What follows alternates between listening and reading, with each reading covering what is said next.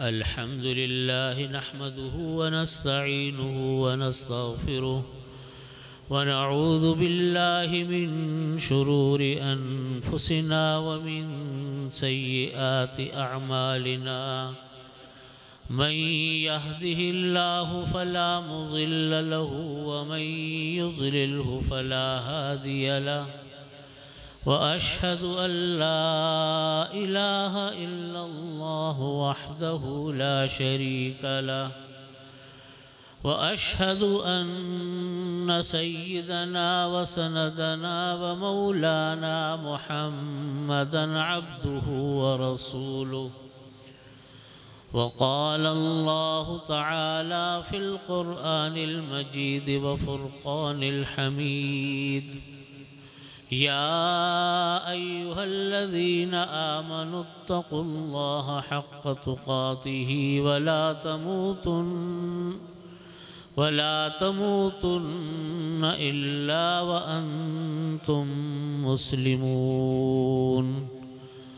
सदक़ल्लाहु मौलानल अज़ीम व सदक़ रसूलुहुन नबियुल करीम व नहनु अला ज़ालिक मिनश शाहिदीन वश्शाकिरीन वल्हम्दुलिल्लाहि रब्बिल आलमीन।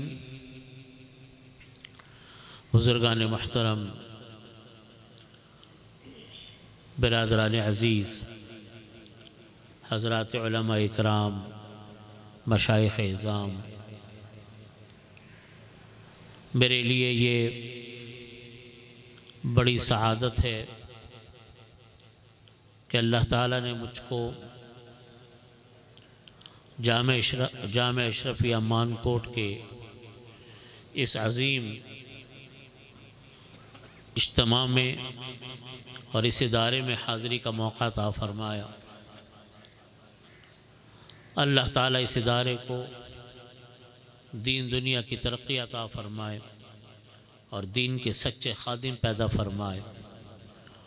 और जिस मेहनत में ये इदारा लगा हुआ है, अल्लाह ताला से दुआ है कि इनके काम को, इनकी मेहनत को या अल्लाह और ज़्यादा तरक्की अता फ़रमा और खूब खूब इस इदारे से अपनी दीन की खिदमत वसूल फ़रमा।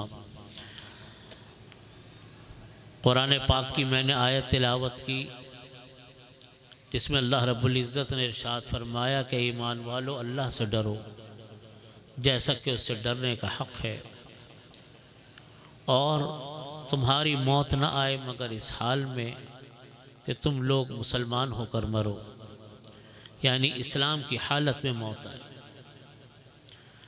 ये जो बात इरशाद फरमाई कि अल्लाह से डरो, तक़वा इख्तियार करो और ईमान कामिल पर अल्लाह ताला हम सब का ख़ात्मा नसीब फरमाए, मौत आए तो ईमान की हालत में आए। हज़रत मुफ्ती मोहम्मद हसन साहब रहमतुल्लाह अलैह जामे अशरफिया लाहौर के बानी व मोहतमिम और हज़रत मौलाना अशरफ अली साहब थानवी क़ुद्दसल्लाहु सिर्रहु के अजल्ल खुलफ़ा में से थे। उनका मलफूज़ मैंने अपने बुज़ुर्गों से सुना कि फरमाते थे कि अपने ईमान को बचा बचा कर कब्र तक ले जाओ, अपने ईमान को बचा बचा कर कब्र तक ले जाओ, आगे जीत ही जीत है। अजीब बात है, किसी तरह अल्लाह ताला हमारे ईमान की हिफाजत फरमा दे। दुनिया में जितना कीमती माल होता है उसके बारे में उतना ही डर होता है कि कहीं छिन ना जाए। अगर एक आदमी बहुत बड़ी दौलत उसके पास है तो वो उसकी इतने ही इंतजामात करता। हमारे पास दुनिया और आखिरत की सबसे कीमती बता ईमान है। अगर ईमान है और वो ईमान हमारे पासात कब्र तक चला गया तो फिर आगे अल्लाह ने कामयाबियां रखी। चूंकि सबसे कीमती बताइए ईमान है, ये नहीं है तो कोई चीज नहीं है। दुनिया की हर चीज हेच है उसके आगे। आखिरत के जितने अजर सवाब हैं, आखिरत के जितने इनामात हैं, जन्नत के जितने मजे हैं, वो सब ईमान के साथ जुड़े हुए हैं। इसलिए इस ईमान पर डाका डालने वाली चीजें बहुत हैं, इस ईमान को खत्म करने वाली चीज बहुत हैं। सबसे बड़ी चीज तो शैतानी है, वही लगा हुआ है। फिर दुनिया में बेशुमार चीजें, नजरियात, ख्यालात, दूसरे मजाहिब, ये सब आपके ईमान को छीनने के लिए। किसी तरह हम इस दौलत से महरूम हो जाए। और नहीं तो ये चीजें इसलिए भी हैं, दिन रात ये चीजें वजूद में आ रही हैं जो हमारे ईमान को कमजोर कर दें, हमारे ईमान को दागदार कर दें,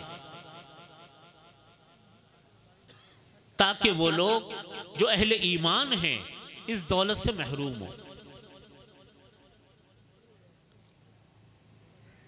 हमारा फर्ज है, अहले ईमान का फर्ज है कि अपने ईमान को बचाएं, अपनी नस्लों के ईमान को बचाएं, अपनी औलाद के ईमान को बचाएं। यह हमारा फर्ज है। कुरान पाक की जो आयत अल्लाह रब्बुल इज्जत ने इरशाद फरमाई, या अय्युहल्लज़ीना आमनू कू अनफुसकुम व अहलीकुम नारा, ए ईमान वालों अपने आप को बचाओ, अपने घर वालों को बचाओ आग से।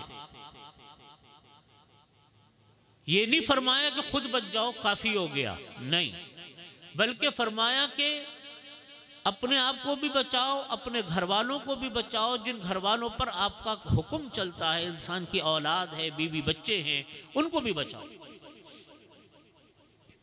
एक इंसान अगर नमाज पढ़ रहा है और उसके बच्चे नमाज नहीं पढ़ते, उसकी औलाद नमाज नहीं पढ़ती, तो उस इंसान के लिए तन्हा नमाज पढ़ना काफी नहीं है। क्यों उसकी औलादें नहीं पढ़ रही नमाज? इसको फिक्र क्यों नहीं हो कि मेरी औलाद नमाज नहीं पढ़ती? हमारे एक दोस्त इंग्लैंड में हैं, बर्मिंघम में, वो मुझे अपना वाक़या बता रहे थे। फरमाते थे कि चूंकि इंग्लैंड का बहरहाल एक माहौल, आज़ाद माहौल है, तो वहाँ जो मुसलमानों के बच्चे होते थे वो मस्जिदों में नहीं आते थे। सारे बच्चे कोई गली में खड़े में खेल रहे हैं, इधर उधर हैं, जैसे हमारे यहाँ भी यही माहौल होता है। तो वहाँ मस्जिद के करीब में एक चर्च था ईसाइयों का। उस चर्च का जो पोप था वो मुसलमानों के इमाम के पास आए, कह रहे मेरे पास आए, और उन्होंने आकर मेरे से कहा कि आप अपने मुसलमानों को कहें कि अपने बच्चों को मस्जिदों में लाया करें।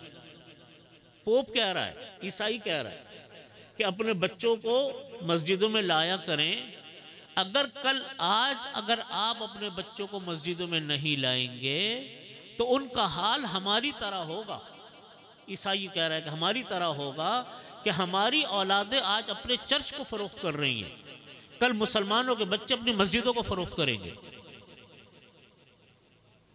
उनका कहना यह था कि अपने बच्चों को आप मस्जिदों में लेकर आओ। तो कुरान पाक की आयत में अल्लाह रब्बुल इज्जत फरमा रहे हैं कि अपने आप को बचाओ, अपने घर वालों को बचाओ। कैसे बचाएं अपने बच्चों को? अपने बच्चों को हम कैसे दीन के ऊपर लेकर आए? इस वक्त ईमान पर डाके डालने वाले, इस वक्त हमारे ईमान को सलब करने वाली चीजें इतनी वजूद में आ गई हैं कि कोई हद इंतहा नहीं। उनमें आज आप देखिए दहरियत, पूरी दुनिया में सबसे ज्यादा चीज फैलने वाली दहरियत है। आज हमारे यहां पाकिस्तान में, इस्लामी मुमालिक में आज दहरियत आम है। आप दूसरे मुल्कों को तो छोड़ दीजिए, आप हमारे बच्चे आज इस्लाम के बारे में वो बातें करेंगे कि अकल हैरान होती है, इनके दिमाग में आई कहां से हैं वो बातें। ऐसी मनफी बातें, ये सब चीज़ें हमारे ईमान पर डाका डालने के लिए हैं। और मैं ये बात अर्ज करता हूँ तमाम सामीन से, मेरी बात तवज्जो से सुनिएगा। मोबाइल इस दौर का सबसे बड़ा फितना, जहाँ और बड़े बड़े फितने हैं, एक बहुत बड़ा फितना हमारा मोबाइल है। इस मोबाइल के ऊपर हर किस्म की अच्छी और बुरी चीज़ मौजूद है। दुनिया का सारा गंद भी इसके अंदर मौजूद है, और आपके उंगलियों के ऊपर है वो गंद। इतनी मुखरिब अखलाक चीज़ें, इतनी इंसान के दीन को बर्बाद करने वाली चीज़ें आज हमारे जेबों में मौजूद हैं कि अगर हमें बड़ों की और इल्म की और दीन की तरबियत ना मिले तो हमारा ये ईमान रुखसत ना हो जाएगा। ये जो गंदी फिल्में होती हैं, फहश फिल्में हैं, इनकी ये जो अभी आपने पिछले दिनों हमारे यहाँ ये बिल पास हुआ नामूस रिसालत का, एक बहुत अच्छा बेहतरीन इक़दाम है अल्हम्दुलिल्लाह। जितनी तौहीन नबी अलैहिस्सलातु वस्सलाम की शान में, सहाबा इकराम रज़ियल्लाहु अन्हुम की शान में इस दौर में हो रही है, पिछले चंद सालों से हो रही है, शायद माजी के अंदर गैर मुस्लिमों ने इतनी तौहीन न की हो।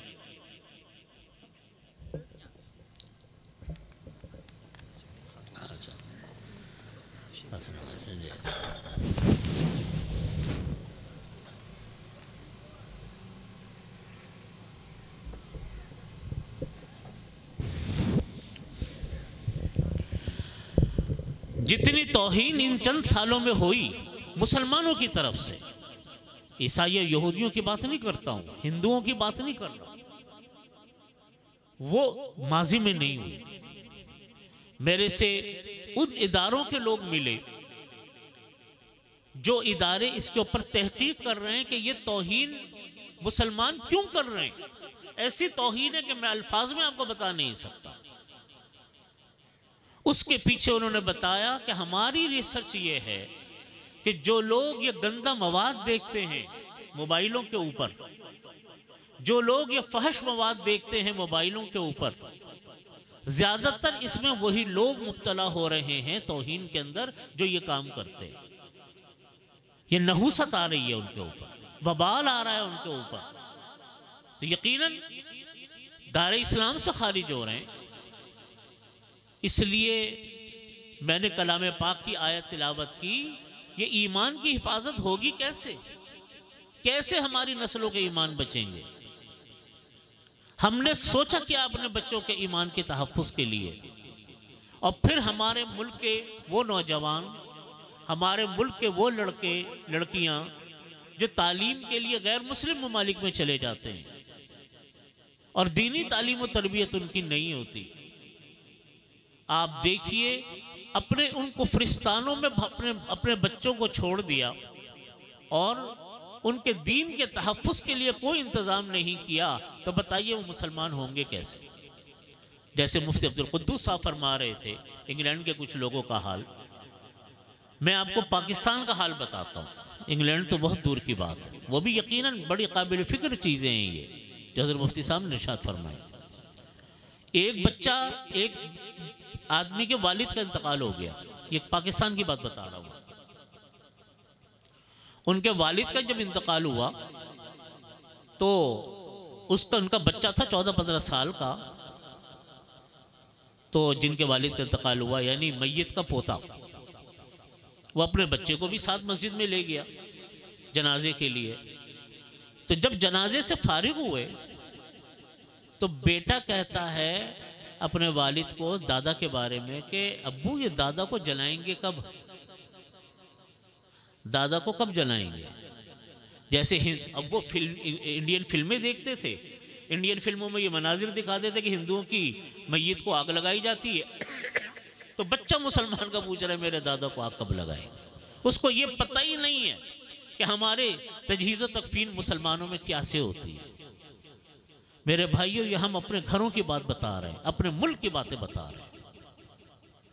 एक स्कूल के प्रिंसिपल से किसी ने पूछा, क्रिश्चियन स्कूल के, हमारे मुल्क की जो एलीट क्लास है, हाई क्लास है, वो आजकल ईसाई स्कूलों में तालीम हासिल करती है, क्रिश्चियन स्कूलों में तालीम हासिल करती है, बड़ा फख्र महसूस करते हैं उसमें तालीम हासिल करते हैं।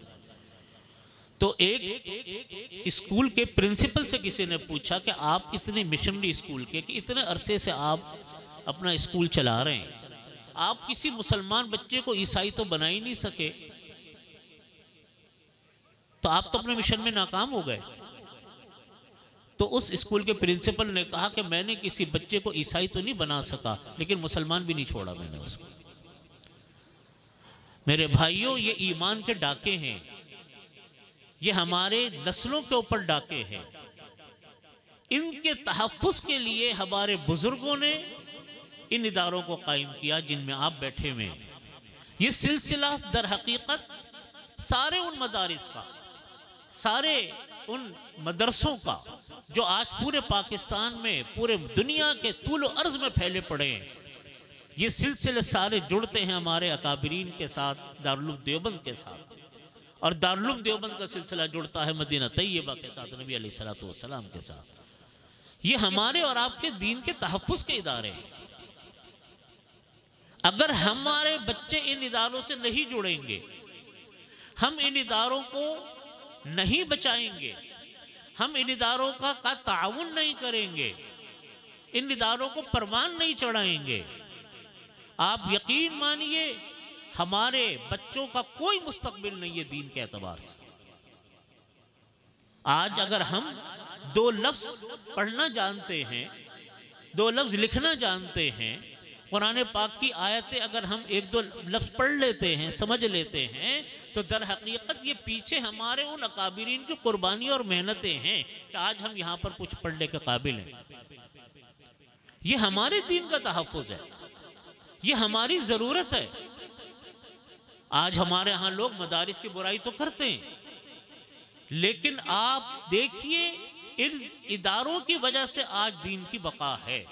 पूरी, मैं अपने भाइयों से ये बात हमेशा बड़े वसूख से ये बात अर्ज करता हूँ, पूरी दुनिया में जहां कहीं दीन का काम अला मिनहाजिन नबुव्वा हो रहा है, जहां कहीं हो रहा है, आपको उनके पीछे इन्हीं मदरसों के उलमा नजर आएंगे। आप उठाकर देख लीजिए, यूं इस्लामिक सेंटर दुनिया के दूसरे मुल्कों के लोग भी चला रहे हैं, लेकिन सुन्नत के मुताबिक आपको कोई इदारा कहीं मिलेंगे, आप देखिएगा कि आपको उसके पीछे कोई ना कोई इन्हीं मदरसों का पड़ा हुआ मिलेगा। ये हमारे मदरसे, ये दर हकीकत हमारे दीन के तहफ़्फ़ुज़ के लिए हमारा ये फ़र्ज़ बनता है, हम अपने बच्चों को इन इदारों के साथ जोड़ें, इसमें लेकर आएँ, इनके लोगों से मुलाकात करवाएं, उनको दीन के मामले में अजनबियत नहीं होनी चाहिए। सूरत हाल इस वक्त ये है कि इस वक्त हमारे जितने पाकिस्तान के स्कूल हैं, कॉलेजेस हैं, यकीनन दुनिया की तालीम बहुत अच्छी दे रहे हैं, लेकिन वहाँ पर जो बच्चे पढ़ते हैं अगर वो मदरसों के साथ नहीं जुड़ेंगे, उलमा से नहीं अपना राब्ता करेंगे, उनके कोई नहीं होगा। वही बात होगी जिस तरह की बातें अभी हो रही हैं। वजह उसकी क्या है कि हमारी नस्लें दीन से महरूम हो रही है। इसमें आज पूरी पाकिस्तान में जराइम की इंतहा है। मैं आपसे कहता हूँ पूरी दुनिया में जराइम की इंतहा है। इतने बड़े बड़े जराइम दुनिया में हो रहे हैं कि माजी में शायद इतने बड़े जराइम ना हुए। अफगानिस्तान के अंदर मुसलमानों का कत्लेआम हुआ, आप मुझे बताइए उन मुसलमान भाइयों का क्या कसूर था? इंसानों ने मारा ना, उन पढ़े लिखी अक़वाम ने मारा। वो उन अक़वाम ने मारा जिन अक़वाम के बारे में कहते हैं कि जी बड़ी महज़्ज़ब शाइस्ता अक़वाम है। शाम के अंदर अंधाधुन बमबारी करके लाखों इंसानों को मार दिया। किसने मारा? जाहिलों ने मारा कि पढ़े लिखे लोगों ने मारा? इराक के अंदर तबाही बर्बादी आ गई, सैकड़ों हजार लाखों इंसान मर गए, 5 लाख बच्चे सिर्फ भूख और इफलास से मरे। जिनके ऊपर यह पाबंदी थी इराक में कि वहां पर दवाइयां और ग़िज़ाई अजनास नहीं आ सकती। कश्मीर में ये आलम है, बर्मा में ये आलम है। कोई इन मुहज़्ज़ब अक़वाम से पूछे कि आपने क्यों मारा इन मासूमों को जिनकी तादाद मिलियनों में पहुंच रही है, ये जाहिल थे? क्या इनके पास तालीम नहीं थी? सब बड़े बड़े तालीम याफ्ता, सब बड़ी बड़ी यूनिवर्सिटियों के डिग्री होल्डर, लेकिन अखलाक से खाली, दीन से खाली, इंसानियत से खाली। सब कुछ है, डिग्रियां हैं, इंसानियत नहीं है। भेड़िए। दीन की तालीम की सबसे बड़ी खुसूसियत ये, जहां अल्लाह ताला से इंसान का रिश्ता मजबूत होता है, क़ाल अल्लाह क़ाल रसूल पर इंसान का ईमान कायम होता है, वहां सबसे बड़ी खुसूसियत ये होती है कि उसके अंदर इंसानियत पैदा होती है। वो जानवर नहीं होता, वो भेड़िया नहीं होता। मेरे आका करीम सल्लल्लाहु अलैहि वसल्लम, आप कुर्बान जाइए उनकी तालीमात के ऊपर। दुनिया के वाहिद मजहब, दुनिया के वाहिद इंसान जिन्होंने मैदान जंग की अखलाकियात बताई। आप अंदाजा तो कीजिए कि मैदान जंग की अखलाकियात क्या होती हैं। आज दुनिया में कोई जानता है मैदान जंग में अखलाकियात किस चीज़ को कहते हैं? मेरे आका अलैहिस्सलातु वस्सलाम ने फरमाया कि औरतों पर मत हाथ उठाओ, बच्चों को मत मारो, बूढ़ों को मत मारो। हाँ, अगर वो बूढ़ा या औरत जंग में हिस्सा ले रहे हैं किसी भी हवाले से तो ठीक है, आपके दुश्मन। एक गज़वे के मौके पर आप सल्लल्लाहु अलैहि वसल्लम को पता चला कि किसी औरत को मारा गया। आप सख्त नाराज हुए कि औरत के ऊपर हाथ क्यों उठाया गया। हदीस में वाक़या आता है। आप अंदाज़ा कीजिए रहमतुल लिल आलमीन कि किस चीज़ की अखलाकियात बता रहे हैं। जानवर को ज़िबा करना है तो उसकी अखलाकियात बता रहे हैं कि ज़िबा इस तरीके से होगा, कुंद छुरी से नहीं होगा। एक जानवर को दूसरे जानवर के सामने ज़िबा नहीं किया जाएगा। दुनिया में कोई चीज़ है, कोई मजहब है ऐसा जो ऐसी अखलाकियात बताए? आज पूरी दुनिया तालीम का नाम लेती है, बड़ी बड़ी यूनिवर्सिटियां कायम हैं, लेकिन भेड़िएपन की इंतहा आप देखिए, हैवानियत की इंतहा देखिए। इंसानों को मारा जा रहा है, दूसरी तरफ इंसानी जो ज़रूरियात हैं, माल दौलत, उसके सारे खजाने चंद इंसानों ने अपने हाथों में जोड़कर रख लिए। अगर आप मुआशी एतबार से देखें तो नबी करीम सल्लल्लाहु अलैहि वसल्लम ने जो उसूल बयान फरमाए, कभी भी दौलत चंद इंसानी हाथों में नहीं सिमट सकती। मुमकिन नहीं है चंद इंसानी हाथ में दौलत सिमट कर रह जाए और बाकी पूरी दुनिया गुर्बत और इफलास का शिकार हो जाए। आप सल्लल्लाहु अलैहि वसल्लम की तालीमात को हमने छोड़ा। चंद इंसान, पूरी आप अखबार तमाम रिपोर्टें पढ़ लें कि पूरी दुनिया की दौलत चंद 100 इंसानी हाथों में, 1000 में भी नहीं है। बाकी सारी कौमें, सारे इंसान वो भूख और इफलास का शिकार है, मसाइल का शिकार है।